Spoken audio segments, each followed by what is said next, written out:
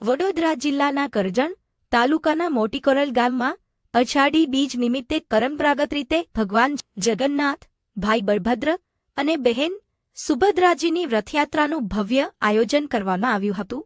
ભગવાનના દર્શન માટે મોટી સંખ્યામાં ભક્તો ઉમટી પડ્યા હતા. રથયાત્રા ગામના મુખ્ય માર્ગો પરથી પસાર થઈ હતી.